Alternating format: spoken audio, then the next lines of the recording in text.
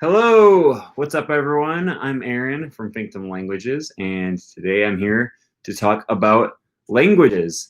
So, specifically, what I wanted to talk about today is my techniques for learning languages. I do talk about this quite a bit, but specifically, I'm going to talk about what I've been doing over the last few weeks, few months in my new efforts at learning Greek. So, I've learned, 7 or 8 languages over the course of the last few years. I have abandoned some, and I have maintained some. Started learning Romanian about 5-6 years ago. Maybe not that quite that long. Started learning Romanian about 4 years ago, I guess. Learned for a few months. It was a good educational period for me, and then just quit. I had plans of going to Romania for a few weeks, and then those plans fell through, and then I never continued learning again. Learning Greek now because I'm just interested in languages. I'm thinking about doing a kind of an experiment where I learn modern Greek, and then maybe a year, 6-7 months from now, something like that, I will try to go back and learn ancient Greek again.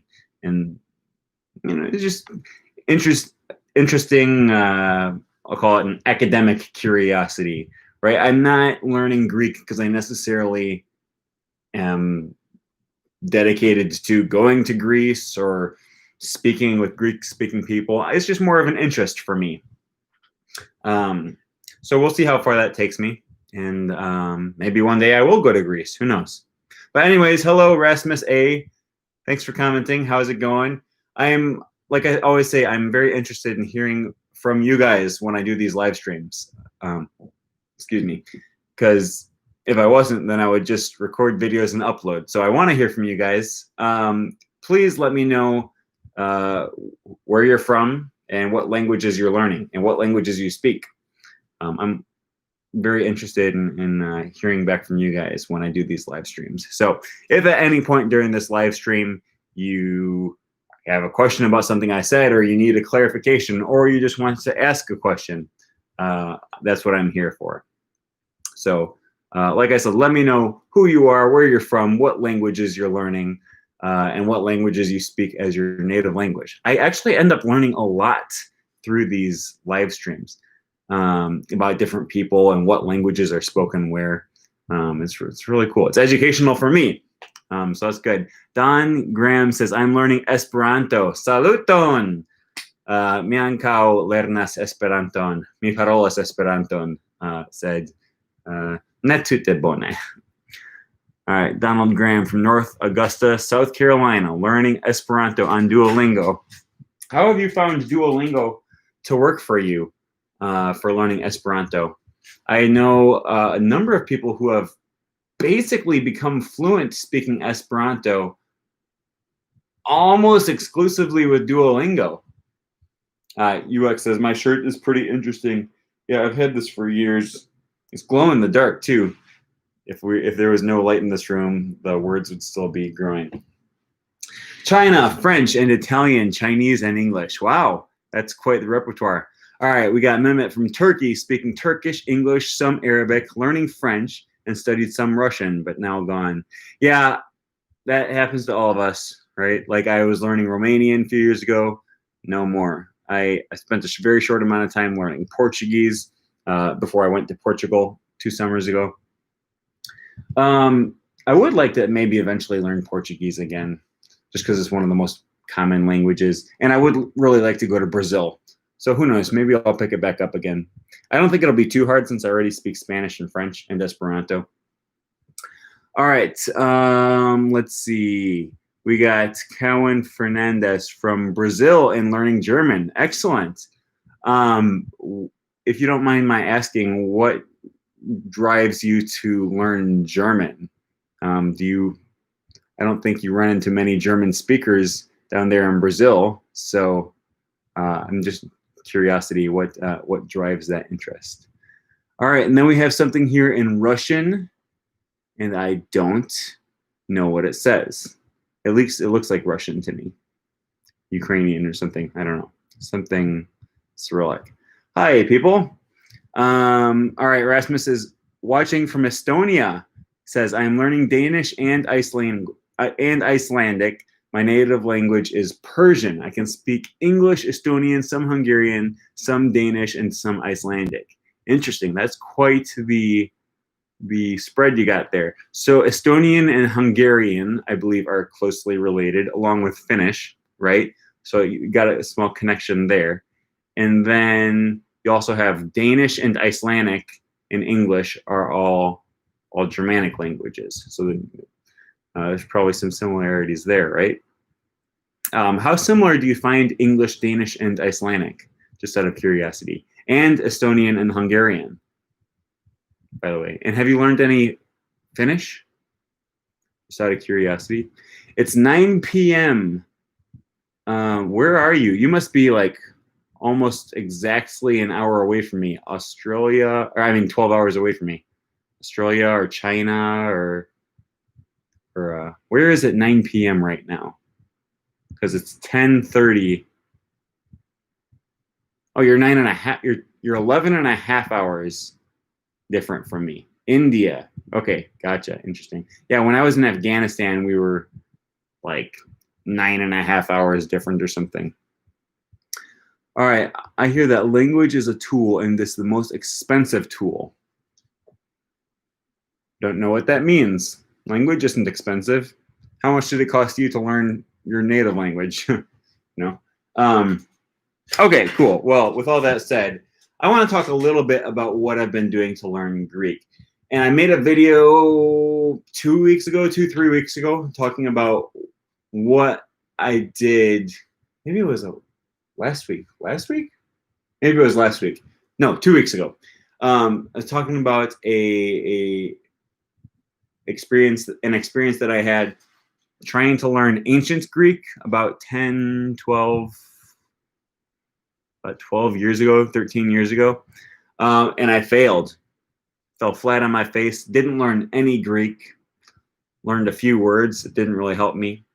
That was before I knew how to learn a language. I thought the secret to learning a language was just being diligent and studying a textbook and doing lots of exercises until you have the language memorized. And I come to find out that's not a good way of learning. So now I'm going back and I'm learning modern Greek this time. And the main tools that I've been using are Duolingo, Link, and Pimsleur. So for those who don't know, you probably mostly all know Duolingo. It's the one that comes in the night and kidnaps your family or whatever. It's kind of funny. I made a YouTube video about Duolingo, and I was expecting people to comment, questions about Duolingo and stuff like that. I'd say 95% of the comments I get on that Duolingo video are, will the bird really kidnap my family? Or I want to start learning German, but I'm afraid of being murdered by the Duo owl. Anyways, Duolingo is okay, and I think it has some strengths, some weaknesses. Link, which I think is great, and it's I find Link a little bit limiting towards the beginning when you first start a language, but as you progress through the language, then it starts to become more and more useful. Then I also am using Pimsleur, which is like an audio course. It's all audio, so no writing, no reading. It's all listening and repeating. And I find that to be pretty useful. And I've used that with French and with Thai before. Unfortunately, there was only one unit for Thai, so there's only 30 lessons. But for Greek, there's like 5 units. So presuming I keep going with Greek, I will continue going through. Rasmus says, I have learned some Finnish indeed, but what kind of turned me off was the big difference between spoken and written language. It was weird to Finns to be spoken to in written Finnish. Ah, yes, I totally understand that. There's a lot of that going on in Thai. Okay, what's behind your interest in Greek? It's mostly just curiosity. I like languages. Greek is one of the most important languages historically in Europe, and then, it goes into a lot of our root words and some of our prefixes and suffixes and stuff. A lot of our scientific words.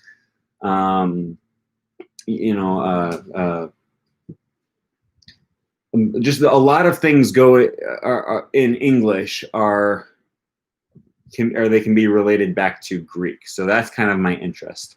I don't have quite so much of an interest in speaking with other people as much as just learning about the language. I'm a linguist. I'm inherently interested in the way languages work. One of the really interesting things I've found in Greek so far is that it seems like when you have a modal verb and a main verb together, you conjugate both of them.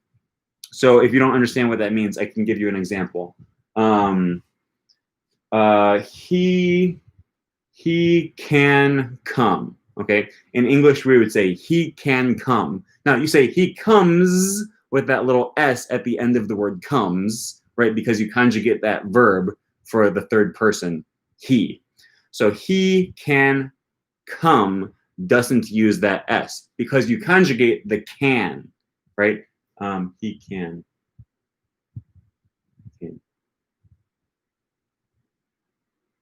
That's not a good example. He does come. Let's say that. Or he wants to come. He does come. Okay, so you conjugate does. You put the S at the end of does, not at the end of comes. Same in Spanish. Él puede venir. Okay, he can, puede, and venir is the infinitive form of that. It's like the bland dictionary form of that verb. In Greek, it's really interesting because you conjugate both of them. So, θα ήθελα να φάω κάτι. I want to eat something. Θα ήθελα is I would like to. Θα ήθελα.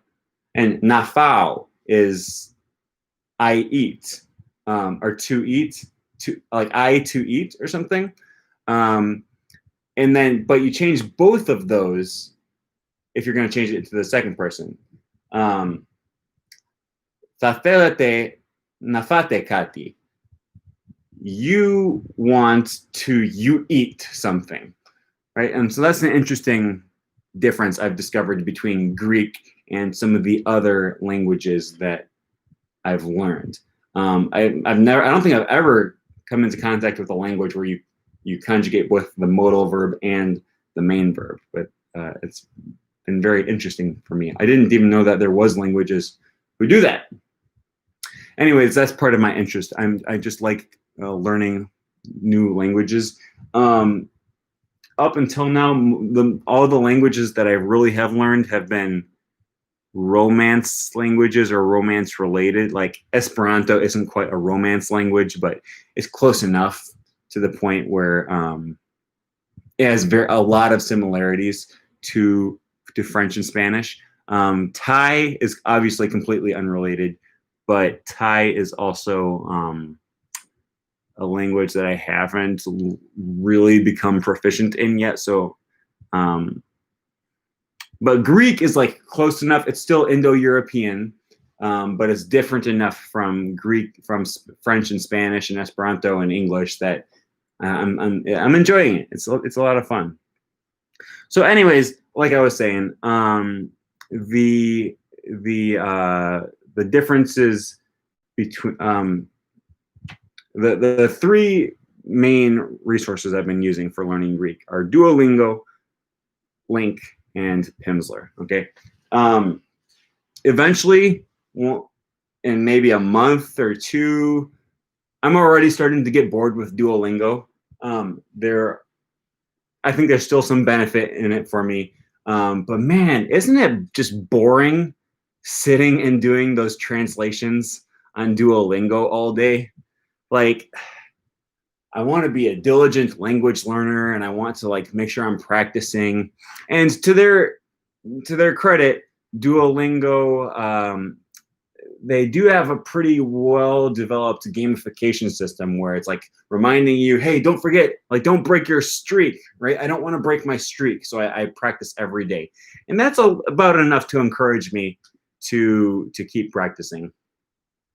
But man, is it boring just to sit there and translate. The boy has 6 pineapples.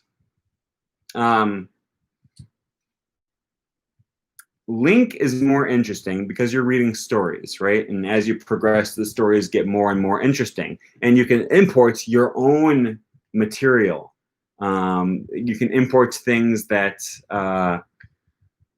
that are interesting to you. Blog articles, newspaper, like, like online, you can go to New York Times and import something from there. Novels, song lyrics, anything that you're interested in, you can put on Link. And you have to start off easy. You probably are starting off with content that's designed for language learners, not designed for native speakers, but you can eventually work your way up to that. And it's a pretty easy progression with Link because they have so many tools that help you understand what's going on, even if you're reading something that's above your level. Okay. Pimsleur I find to be great. All right. So this last week, I did a comparison between Link and Duolingo, and the quick analysis, the quick summary of that is I like Link better. All right. Duolingo is great for when you're starting, but you grow out of that pretty quick. And then Link is excellent. I find Pimsleur to also be great for when you're starting. And I think Pimsleur, for me at least, Pimsleur lasts longer than Duolingo. Okay, so I can take Pimsleur all the way up to course 5 and still be benefiting from it. Okay. Oh, Erasmus says, have you heard of Bluebird Languages for Greek? It's kind of similar to Pimsleur. Yeah, I have. In fact, I think you brought it up to me. For those who don't know, I'll pull that up right now just to show people. Bluebird. Okay, Bluebird is an app. I have it on my iPad here. And you're right, it has similarities to Pimsleur, right? It's mostly audio. You listen to translations of things, and then they give you time to repeat after them and stuff like that. So for those who think they might be interested in Pimsleur, I recommend checking out Bluebird, the app. But just be aware, Pimsleur is better than Bluebird, okay? Although Bluebird is free, or at least I use it for free. There's probably a paid subscription, but it's free. Pimsleur is expensive. Like, it's pricey. You can get CDs. What I usually do is I go on eBay and I find someone who's selling their used CDs. And then I get them for like a pretty significant discount. So it's really not that expensive, actually. But you do have to pay for Pimsleur. Okay, you can also get it on audible.com. That's where I've gotten it off there before. Anyways, Pimsleur and Bluebird, they have similarities. Pimsleur is just better. Like, it's more every course in Pimsleur is designed for the language that you're learning. And it's designed to maximize the efficiency of teaching you what you're trying to learn in your language. Bluebird is like, I like what they're doing, where they found a system where they can create a course for hundreds of languages. So take a look on here. Like on Bluebird, you can learn Afrikaans, Albanian, Amharic, Anglica, Arabic, like Arabic from Egypt, Arabic Gulf, Arabic Levantine Arabic, right? Assamese, Awadi, Azerbaijani, Basque, Belarusian, Bengali, like languages I've never even heard of. And you can learn all of them on Bluebird. There's so many. You can learn Quebecois French, all right? This is one of the very few apps that has Quebecois French. Korean, Konkani, Kodava, Kurdish, Lao, Latin, Latvian, Lithuanian, Luxembourgish, Macedonian. There's so many languages, way more than Pimsleur, okay? So if you're learning a language that Pimsleur doesn't have, give Bluebird a try. My problem is that every course on Bluebird, as far as I can tell, they seem to be canned and prefabricated, and they teach you English phrases and how to say those English phrases in your target language. I don't want to do that. I want to learn phrases in my target language that a native speaker would actually use, not phrases that English speakers use and then use them in your target language. No, that's backwards. I want to go straight to the target language and talk how they talk. Okay? You'll notice this, like when someone is learning your language, they try to use phrases from their language, but just using words in your target language, right? Like people in Thailand, they would always tell me things like, hey, keep fighting. Keep fighting? What am I supposed to be fighting?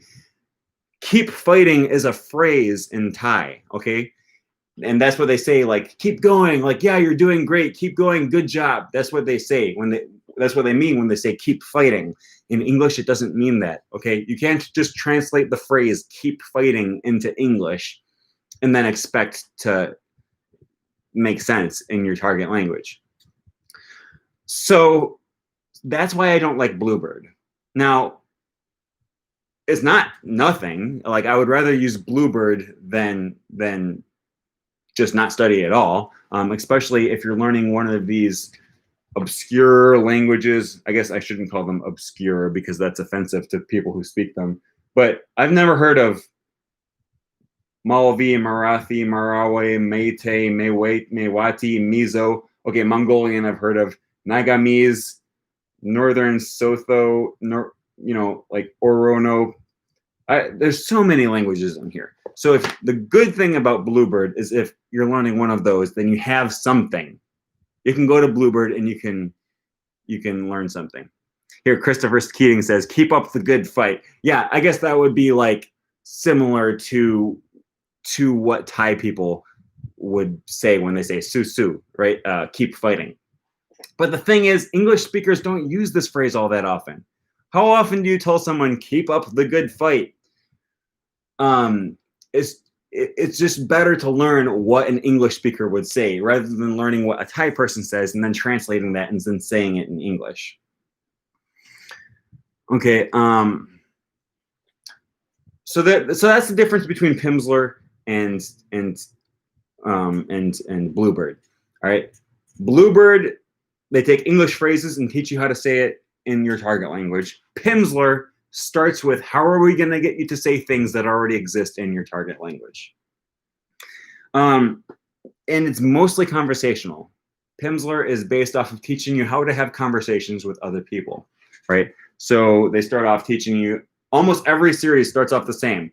Hello, do you understand English? No, I don't understand English. I am American, I am Thai, or I am Greek, or I am, I am Chinese, or whatever it is that you're learning.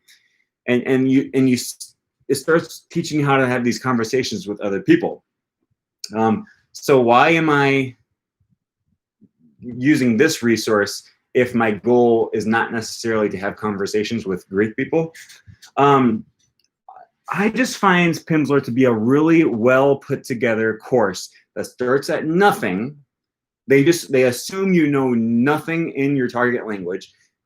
And every episode, every lesson builds off of the last one. So you progress through, you progress straight through the language, and they teach you every step of the way. All right. If you already know some of your language that you're learning, like if you're not starting from scratch, that's fine. Start with Unit 2, or start halfway through Unit 1 or something. But they'll teach you all the way. They'll progress you slowly through, and they'll build you up little by little, teaching you every word that you need to know. and they used spaced repetition. So they'll teach you a word in one lesson, and then they'll use that same word again in the next lesson, and then again in the next lesson, and then slowly they start to use that word less and less. But they'll use new vocabulary words less and less after you're already starting to become more comfortable and familiar with these words. So it's not like they just teach you a word and then never use it again. That's a problem that I have with some language learning resources, like the Language Pod 101 podcasts. A lot of times they'll teach you a word and it's like, that's great, I want to learn this word, but then they never come back to it. So it's like, that didn't help me. I want something that will progress me slowly through the language. I also see these videos online on YouTube where it's like 500 words in Greek, all right? And it's literally just a video of someone reading these words, and it'll put the words on the screen too. And it'll say, you know, taurai, how much? Ran ahan, restaurant. Rongram, hotel. And then it just brings you through these words, and it's literally just a list of words and their translations. And I'm like, that does nothing for me. It doesn't help. I can't memorize all of these words by just listening to this video of listing off words. I need to come back to them. I need exposure to them. And most importantly, I need to learn how to use them in a sentence, okay? Certain nouns and stuff, sometimes they're pretty straightforward how to use in a sentence. Prepositions are notoriously difficult for learning how to use them in a sentence, okay? I was just, oh, okay, this is what I was thinking of. I tweeted the other day about some prepositions in English, all right? And it's because I was listening to someone say, I was talking to someone who lives in a different city from her father, right? And she said, my dad might come over today. And it sounded strange to me for someone to say, my dad might come over, when her father lives so far away, like miles away, like, you know, hours away. And I thought, shouldn't you say dad is going to come down? Like, he's going to drive down to where I live. He's going to drive down to my city. That's the preposition that makes sense. Come down, not come over. Little did I know, she had actually moved back to the same city as her father, right? And so saying dad's going to come over actually makes perfect sense. That's the correct preposition that you would use under those circumstances. So I didn't realize this, like I had never explicitly thought about this until I heard this person say that conversation. But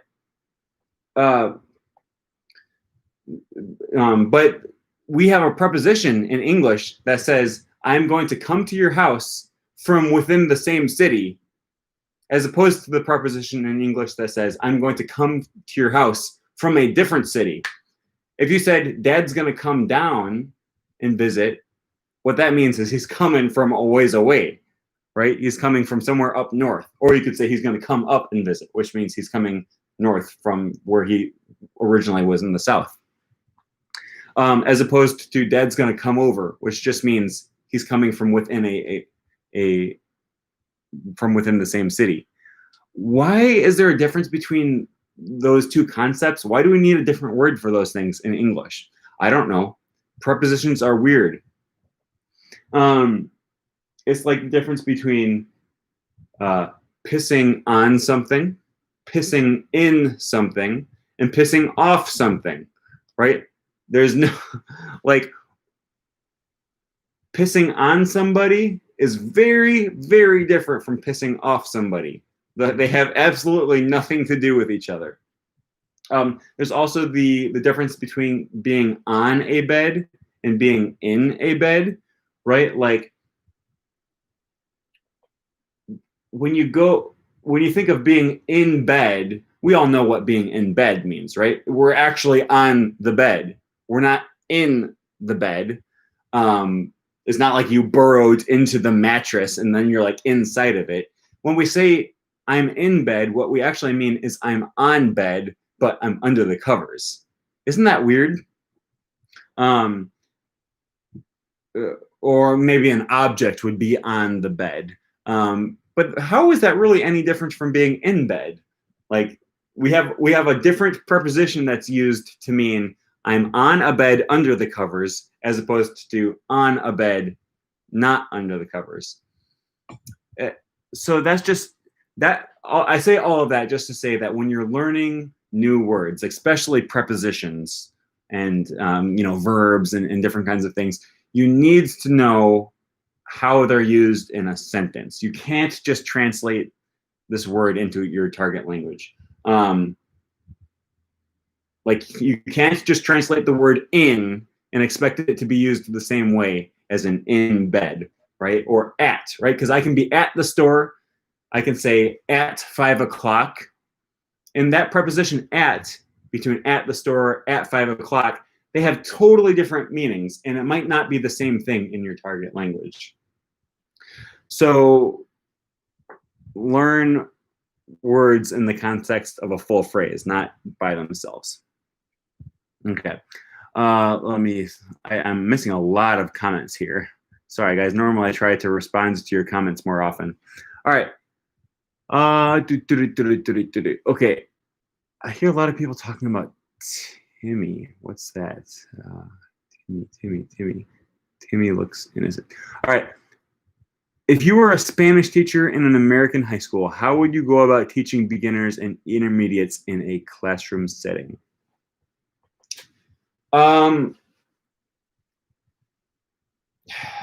It's tough because when you're in a high school or when you're in a school, you usually have a curriculum that you have to follow. It was really nice when I was an English teacher in Thailand. I basically got to set my own curriculum for the most part. I just had certain standards that I had to hit. But it depends on, like sometimes you don't have the freedom to teach what you want to teach or teach in the way that you want to teach.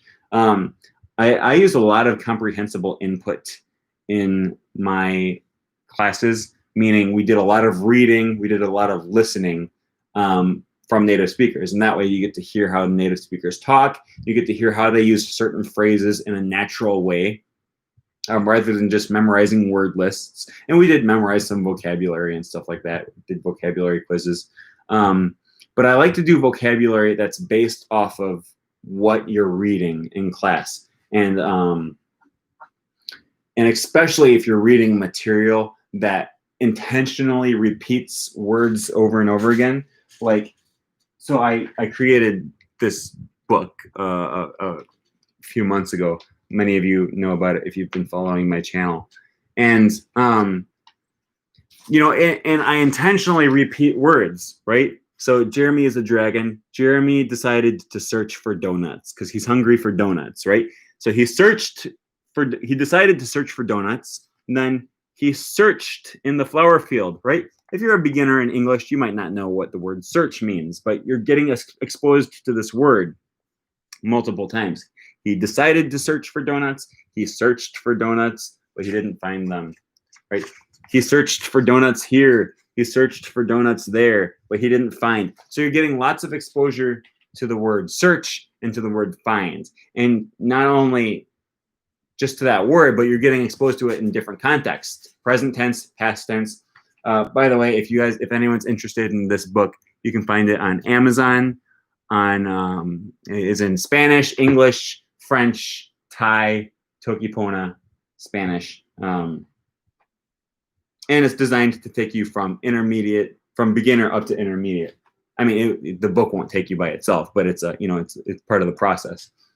And I told the story 3 times, one for beginner, and then I retell the story again for a lower intermediate, and then I retell the story again for upper intermediate learners, right? And the principle there is that you're encountering the same story. You've already seen these words and how they're used, but now that you're starting to see them in a slightly more advanced way, with more in different usages and under different contexts, and a little bit more details as you go through. And since you're already familiar with the story, with the basic premise of the story in the beginner book. As you work your way up through, you're already familiar with the story, so you don't need to work as hard to understand what's going on. You can focus more on seeing and noticing new words and noticing the new ways that they're getting done. Thatch Bro says, I'll get the little dragon. Thank you. Yeah, thank you. It's in Spanish, it's el dragoncito. In French, it's le petit dragon. In Tokipona, it's Akasi Sele Lili on Amazon. And it exists in Kindle and on paperback version. Okay, what books are you reading now? In Spanish, I'm reading The Witcher, or El Hechicero. It's or actually, I'm reading Sangre de los Elfos, elf blood, blood of elves. Is that the first book in the Witcher trilogy? I think Blood of Elves or something like that. Sangre de los Elfos. That's what I'm reading in Spanish. I was reading a Goosebumps book in French. I kind of have been neglecting that. Haven't picked it up in a while, but I really should. I need to start reading that again. And I've been reading some mini stories in Greek on Link, which have been very helpful. Anyways, yeah, I don't have a whole lot more to say. I just wanted to outline some of the things that I've been doing.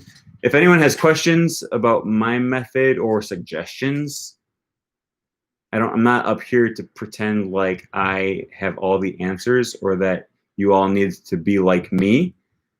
I am just a minute.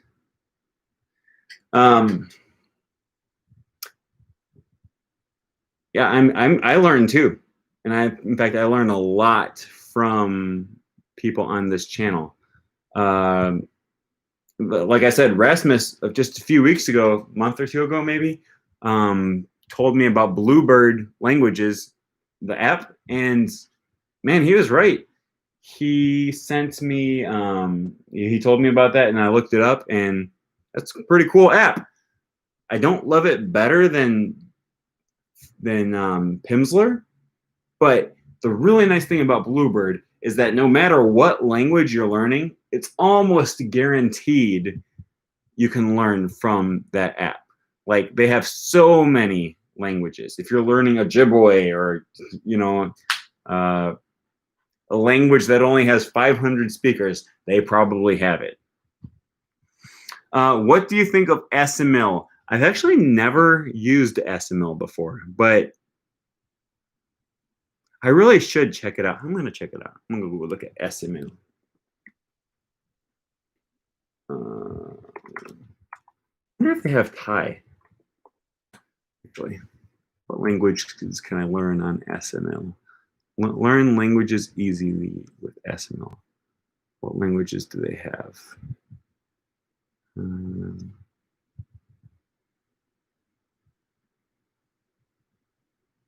Okay, I'm gonna go shop. They have English, Spanish, French, Russian. That's if it's your mother tongue. Do they only have 4 languages for English? They have learn French, learn German, learn Italian, learn Spanish. But there's a lot in French if your mother tongue is French. Okay, l'espagnol, l'indonésien, l'italien, l'occitan, l'allemand, l'anglais d'Amérique, apprendre le brésilien, apprendre le breton, le coréen, le danois, le grec moderne. Okay, I could learn modern Greek from it, apparently. I don't know if I want to spend $50 on something that I've never tried before. They have Thai, though. That's my question. Polonais. I don't see Thai in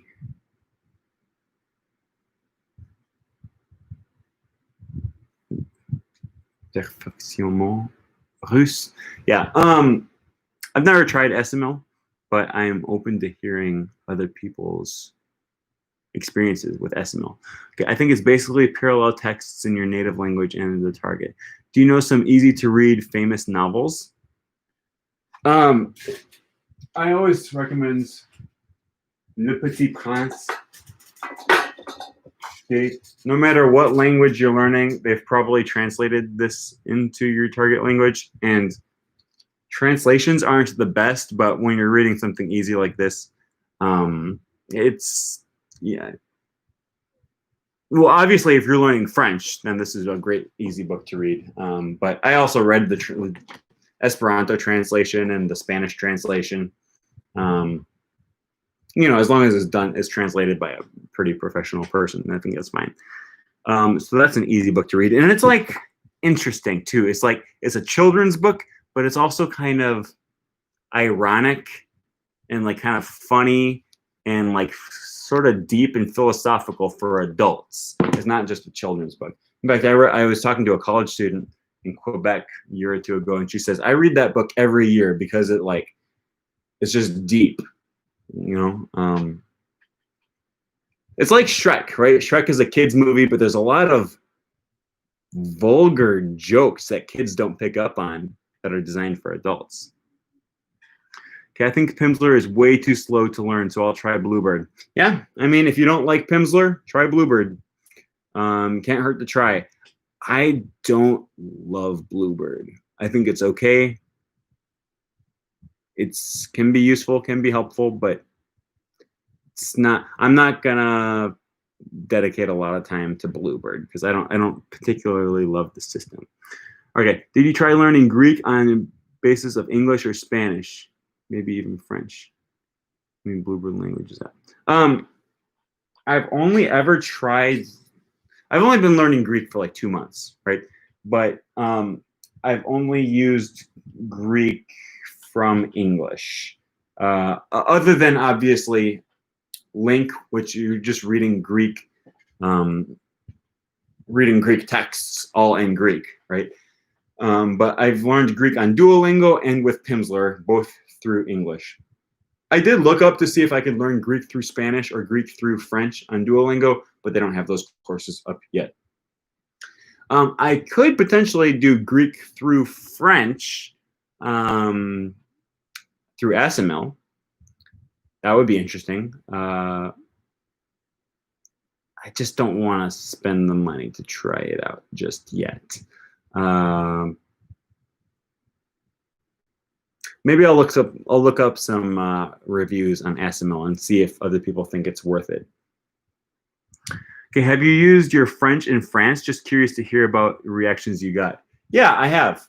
I lived in France for like a few months, a couple of years ago, and I always hear that French people hate to hear foreigners mess up their language, or they'll like be rude to you if you don't speak perfect French. And that wasn't the experience I had. French people that I met and talked to were very nice and like very kind and helpful and helped me. They're like very willing to help me learn French, especially in Quebec.